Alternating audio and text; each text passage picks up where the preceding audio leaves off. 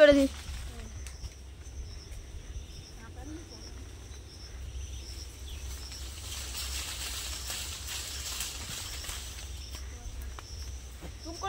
হ্যাঁ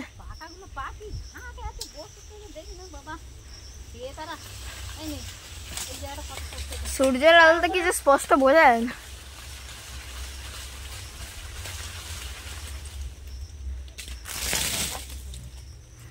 বাবা গো নমস্কার বন্ধুরা, শুভ সকাল। দক্ষিণ 24 পরগনা জেলার ছোট্ট একটি গ্রাম থেকে মা মান্টু ভিলেজ ব্লগ চ্যানেলে আরও একটা নতুন ভিডিওতে সবাইকে অনেক স্বাগত, অনেক ভালোবাসা। তো কেমন আছো সবাই? আশা করি সবাই ভালো আছো, সুস্থ আছো, আর তোমাদের আশীর্বাদে আমরা এখন একটু ভালো আছি। তো আজকে শুক্রবার, এখন বাজে সকাল 10টা, আর এখন থেকে তোমাদেরকে সাথে নিয়ে ভিডিওটা শুরু করছি। আশা করি ভিডিওটা তোমাদের ভালো লাগবে। সবাইকে অনুরোধ রইল ভিডিওটা স্কিপ করে দেখো না, কারণ আজকের ভিডিওটা আমরা দুই শাশুড়ি বউ মিলে জাম গাছে উঠে জাম পারবো আমাদের গাছ থেকে। তো সেটাই আজকে তোমাদের কাছে শেয়ার করব। তো দেখতে পাচ্ছ আমরা ব্যাগ, ধজি সমস্ত কিছু নিয়ে বেরিয়ে পড়েছি জাম পাড়ার জন্য।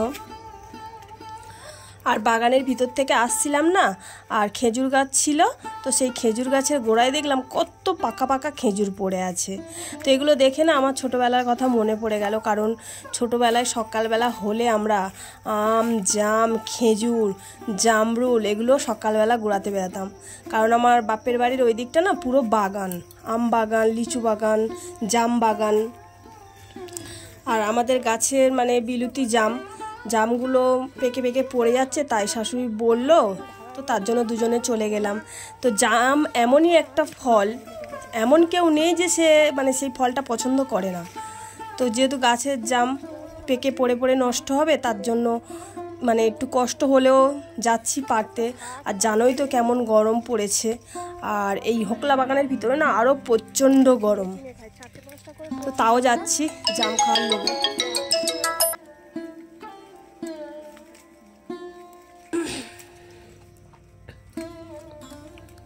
তো দেখতে পাচ্ছ কিরকম জঙ্গল, তো এই জঙ্গল ভেঙেই আমরা যাচ্ছি জাম পাড়তে।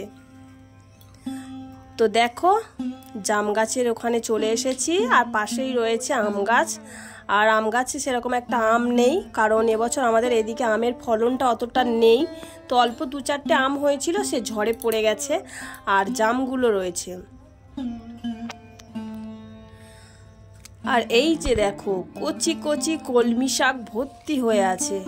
তো এই শাকগুলো দেখলেই না যেন কাঁচা খেয়ে নিতেই ইচ্ছে করে। তো এই গরমের দিনে এই কচি কচি কলমি শাকের ডোক দিয়ে জ্যান্ত মাছ, জিরে বাটাদের ঝোল, ওফ, শরীরের পক্ষে কী যে উপকার। তো সেটা আর করছি না, কারণ এই শাকগুলো আমি তুলে নিচ্ছি। আমার 2টো গুবলু বাচ্চা আছে, জানোই তো তোমরা। তো সেই গুবলু বাচ্চাদের জন্য এই শাকটা তুলে নিচ্ছি, কারণ আমার গুবলু বাচ্চারা এই কলমি শাকটা না খেতে খুবই পছন্দ করে। তো এর মানে পুরো চেটে পুটে সব খেয়ে নেবে আমার গুবলু বাচ্চাগুলো। আর শাশুড়ি মা গেছে ওই যে গাছে আমরা জাম পাড়তে উঠবো, সেই গাছের গোড়াটা মানে জঙ্গল হয়ে আছে, সেটা পরিষ্কার করতে।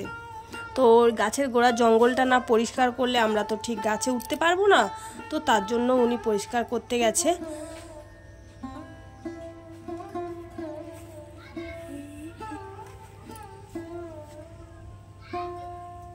আর এই যে দেখো একটা পেলাম ছোট্ট খেজুর গাছ, তো দেখতে পাচ্ছ কত খেজুর হয়ে আছে। তো এই দৃশ্যগুলোই না শুধু গ্রামেই দেখা যায়। তো এগুলো কি ভালো লাগে না? দেখো হাত বাড়িয়ে পাড়াও যাচ্ছে খেজুরগুলো। তো গাছটা এতটাই লম্বা, তো সিঁড়ি না হলে ওঠা যাবে না, মই। তো আমি চলে গেলাম মই আনতে। তো যাওয়ার পথেই এই গাছটা দেখতে পেলাম, আর তোমাদের কাছে শেয়ারও করলাম।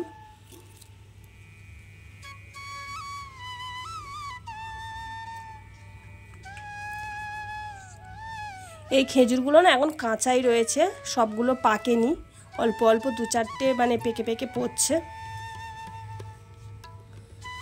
আর তারপর দেখো এই যে মই নিয়ে চলে যাচ্ছে, আর মইটা না প্রচুর মানে বড় ছিল আর ভারীও ছিল। আর এই রোদের সময় আমার নিয়ে যেতে কষ্টও হচ্ছিল, কিন্তু কি করব, ওই যে জাম খাওয়ার লোভ। তো জাম খেতে গেলে এই সিঁড়িটা গাছে লাগাতে হবে, তারপর গাছে উঠতে পারবো। কারণ অনেকটাই লম্বা গাছটা, তো তার জন্য উঠতে পারবো না, সেই জন্য এই মইটা দিয়েই গাছে উঠবো।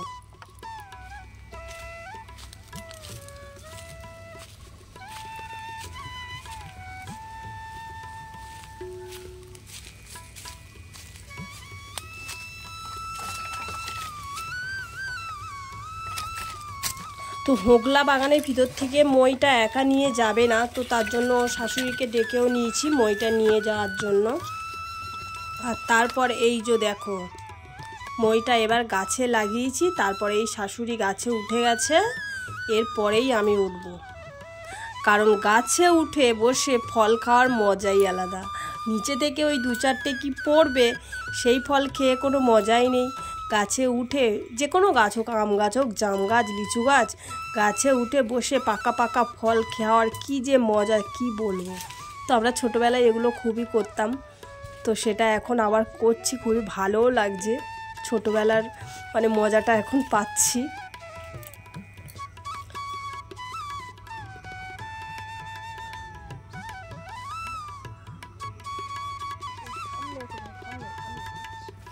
তো তারপর আর নিচে দাঁড়িয়ে থাকতে পারলাম না, কারণ 2-4টে জাম পড়ছিল, খেয়ে পোষাচ্ছিল না।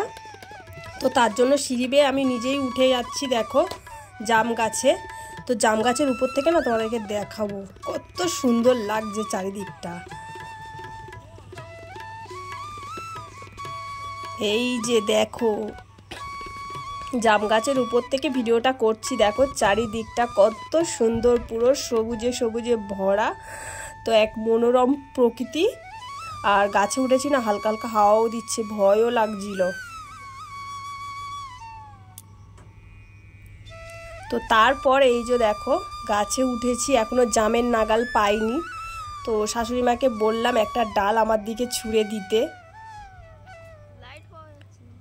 তো এই যে দেখো ডাল ছুঁড়ে দিয়েছে, তো এর থেকে জামগুলো আমি খাচ্ছি আর নিচেও ফেলছি, কারণ নিচে আমার দিদির ছেলে দাঁড়িয়ে আছে আর ওই ভিডিওটা করছে ক্যামেরাটা ধরে।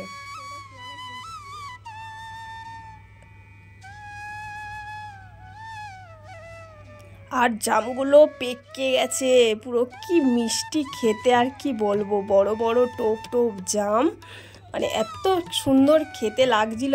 গাছে বসে বসে আমি জাম খেতেই আছি।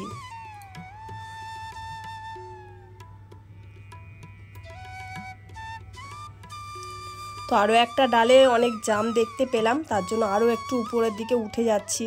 আর অনেক দিন গাছে উঠি না, তো মানে গাছে উঠে ভয়ও করছে ঠিকঠাক অতটা, মানে সাহস নিয়ে বেশি সরু ডালে যেতেও পারছি না, কারণ জাম গাছের ডাল মরকা, তোমরা তো জানোই।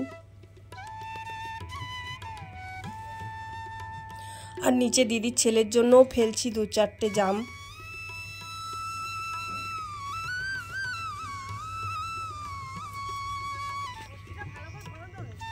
তো অনেকটাই জাম খেয়ে ফেলেছি, তো আর খেতে ইচ্ছে করছে না, তার জন্য গাছ থেকে নেমে যাচ্ছে। আর প্রচণ্ড গরম হচ্ছে, গাছের উপর উঠেছি তো, মানে এত গরম হচ্ছে, ঘেমে পুরো চান হয়ে যাচ্ছি। তো তার জন্য নিচেই নেমে চলে আসছে। আর শাশুড়ি গাছে জাম পাড়ছে এখনও, তো ওনার দিকে ভিডিওটা বেশি করিনি, কারণ উনি বারণ করছিল তাই।